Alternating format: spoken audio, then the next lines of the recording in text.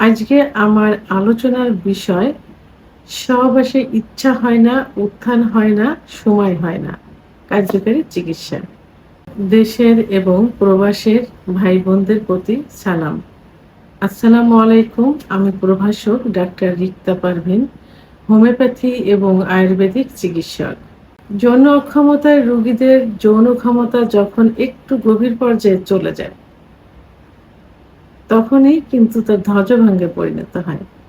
আর ধ্বজভঙ্গটার symptom অর্থাৎ লক্ষণগুলো হলো যে সহবাসের ইচ্ছা হয় না, উত্থান হয় না, আবার সহবাসের সময়ও পায় না। আবার দেখা যায় বীর্য পাতলা হয়ে যায়, ভোরের দিকে লিঙ্গের উত্থান হয় না। এই সমস্যাগুলো আম সর্বশেষ পর্যায়ে যেয়ে দাঁড়ায়। তো এখন রোগীরা যে কমপ্লেইন নিয়ে আসে, প্রায় রোগীদেরই কিন্তু একই কমপ্লেইন থাকে। এই কমপ্লেইনটা থাকে।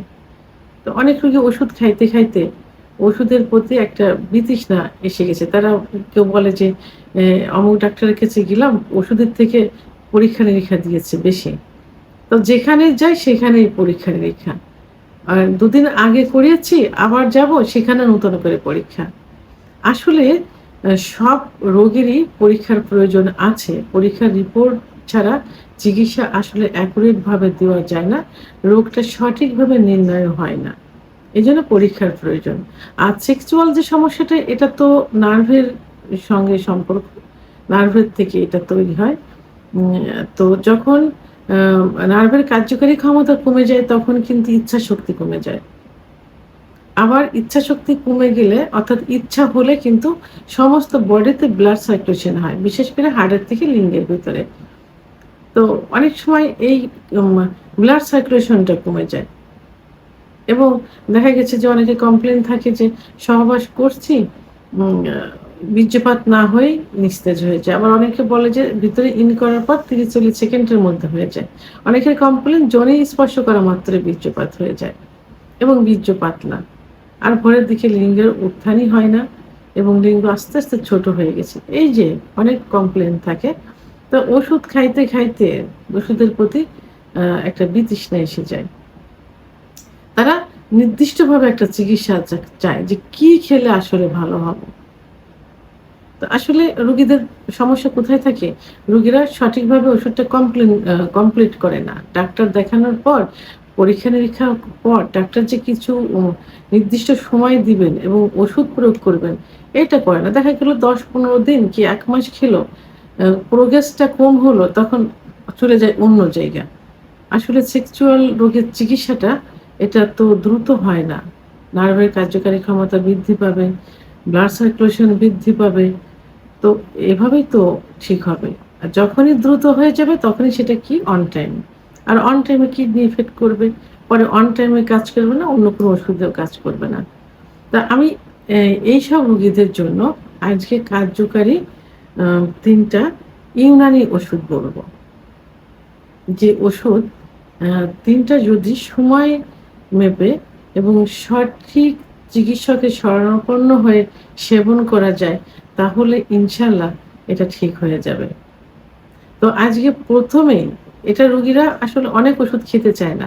তাদের কথা হলো যে সহজ সরলভাবে আমাদের কিছু ওষুধ সাজেস্ট করতে হবে। তো আ আমি আজকে ব্লাড ইচ্ছা বৃদ্ধি, নার্ভের কার্যকারী ক্ষমতা বৃদ্ধি, ব্লাড সার্কুলেশন বৃদ্ধি, সময় বৃদ্ধির জন্য এবং লিঙ্গের খর্বতা দূর করা। সাধারণত ব্লাড সার্কুলেশন বৃদ্ধি পেলে লিঙ্গের খর্বতা বৃদ্ধি পেয়ে যাবে। আর পুরুষের মেইন যে হরমোন টেস্টোস্টেরন হরমোন কমে গেলে সমস্ত যৌন অক্ষমতা চলে আসে। আর টেস্টোস্টেরন হরমোন যখন বেড়ে যাবে, তখন সবকিছুর পথ ক্লিয়ার হয়ে যাবে। ওষুধ প্রয়োগ করলেই কাজ হবে। ১ম এ যে ওষুধটি আমি বলব সেটা হলো ইহুমবিনাম হাইড্রোক্লোরাইড। ইহুমবিনাম হাইড্রোক্লোরাইড। ওষুধটা খুবই ভালো একটা ওষুধ। নার্ভের কার্যকারী ক্ষমতা বৃদ্ধি করবে এবং নিয়ম মাফিক, এটা কিন্তু সঙ্গে, সঙ্গে কাজ করবে না। নিয়ম মাফিক কিছুদিন খেলে এটা আম যে উত্থানজনিত যে সমস্যা, এই উত্থানজনিত সমস্যার সমাধান হয়ে যাবে। অর্থাৎ ব্লাড সার্কুলেশন শুরু হয়ে যাবে। তো এটা নির্দিষ্ট একটা সময় আছে, নির্দিষ্ট সময়ের মধ্যে খেতে হয়। সাধারণত ২.৫ থেকে ৩ মাস ওষুধটি সেবন করলে খুব ভালো একটা রেজাল্ট চলে আসে। আর রোগীর শারীরিক আম স্টেঞ্জের উপরে ওষুধের পাওয়ার নির্ভর করে। তো ডাক্তারের সঙ্গে যখন পরামর্শ নেওয়া হবে, তখন ডাক্তার রোগীর সমস্ত কিছু জেনে সেইভাবে ওষুধটির নিয়ম, খাবারের নিয়ম, ব্যবহারের নিয়ম এবং কতদিন খেতে হবে সেভাবে সাজেস্ট করবেন। তো ওষুধটি সাধারণত একটা করে আ খেতে হবে দিনে ২ বার।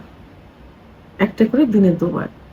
এটা ২ থেকে ৩ মাস খেতে হবে। আ ইহংবিন হাইড্রোক্লোরাইড। আরেকটা ওষুধ বলবো, এটা ওষুধটি হলো হাববে হাববে নিশাত। হাববে নিশাত। এটা ইউনানি ওষুধ। এটা খুব ভালো কাজ করে থাকে। যাদের ইচ্ছা শক্তি কম, যৌন ইচ্ছা শক্তি কম, আ দ্রুত বীর্যপাত হয়ে যায় এবং উত্থান কম, সর্বদিক থেকে মিলিয়ে হাববে নিশাত ওষুধটি আ যৌন চাহিদা বাড়াতে অর্থাৎ ব্রেনের কার্যকারী ক্ষমতা বাড়াতে কাজ করে থাকে। নার্ভের উপরে ভালো কাজ করে থাকে এটা। তো ওষুধটি ২ মাস সেবন করতে হবে। ৩ মাস সেবন করাও যেতে পারে। রোগীর শারীরিক অবস্থা বুঝে ডাক্তার যেটা ভালো মনে করবেন। ওষুধটি সকালে একটা, রাত্রে একটা। যদি রোগীর উচ্চ রক্তচাপ থাকে সেক্ষেত্রে একটা করে সেবন করা যেতে পারে এবং ডাক্তার যেভাবে নিয়ম বলবেন। তো এটা হলো হাব্বে নিশাত।